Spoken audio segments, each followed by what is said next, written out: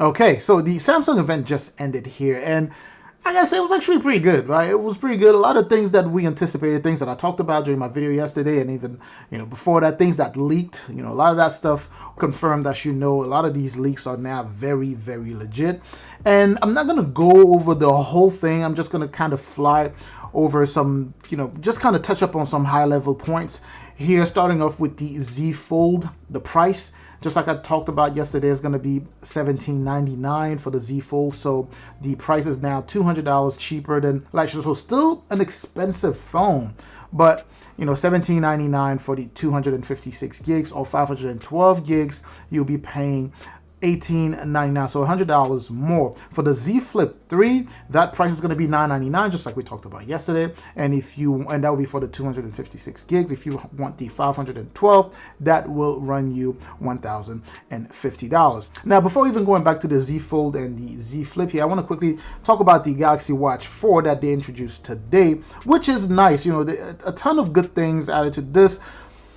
I wanted to grab one initially, even before it dropped today, but then I changed my mind. I really hope they can bring back kind of that rugged look they had on the Galaxy S3 Frontier. That was my first Galaxy Watch, and I love that thing. That rugged look is just like so amazing. If they could make kind of like a separate model with that, that would be amazing. So I'm probably just going to stick with the Apple Watch for now. All right, now going back to the Z Fold 3 here, a lot of, tons of upgrades, right? So I've talked about the price. One of the biggest upgrade is the front camera. The front-facing cameras, you have these pixels covering the camera. So if you're not using the camera, you can actually use the entire screen, just like I talked about yesterday, without having, that punch hole and that at the top corner there, which is I think is really cool. And of course, if you want to use the camera, then they have the technology to make that appear and really show that punch hole, and you can use that as a camera. Now, as we all know, it's going to be a Snapdragon 888. 12 gigs of RAM is going to be coupled with that for the 256 gigs version, and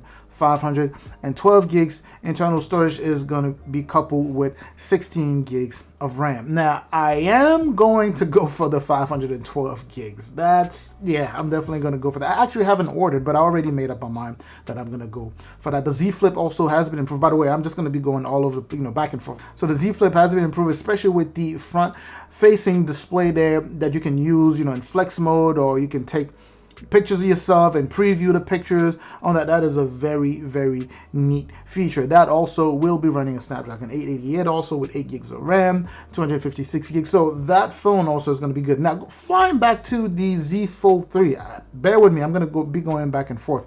They've added, now it's IPX8 water resistant. I can't talk today. Bear with me. Another very big thing we were expecting on the Z Fold 3 is the S Pen support. Obviously, they talked about that. It's going to support a Samsung S Pen, which is a really neat feature, but we are still looking into the future at a point where they can actually have an S Pen that you can just store in the phone itself. It's kind of weird having to keep that in a case, but for now, that will do. So happy to have S Pen support on this phone right now. Battery, of course, is supposed to be also slightly better. They've made a ton of improvement, and also app optimization. Samsung is now working with a number of app developers just to make sure that a lot of the apps that you use on your phone would be made to be optimized and work very well with the Galaxy Z Fold 3 and also the Z Flip. So we have that to look forward to. But anyway, I really want to keep this video short. I got to go ahead and jump in and place in my order. What do you think? If you watch this, or if you watch the actual Samsung Unpacked event, did that kind of entice you, push you a little bit more towards ordering one? Or, you're just thinking, foldables, that's nothing. Let me know what you think of this in the comment section. Let's get that back and forth going. Either way, I have to grab one. I'm going to grab one, and I'm going to share with you my experience. I'm hoping that I'm going to love it as much as I did with the Galaxy Z Fold 2 that I had with.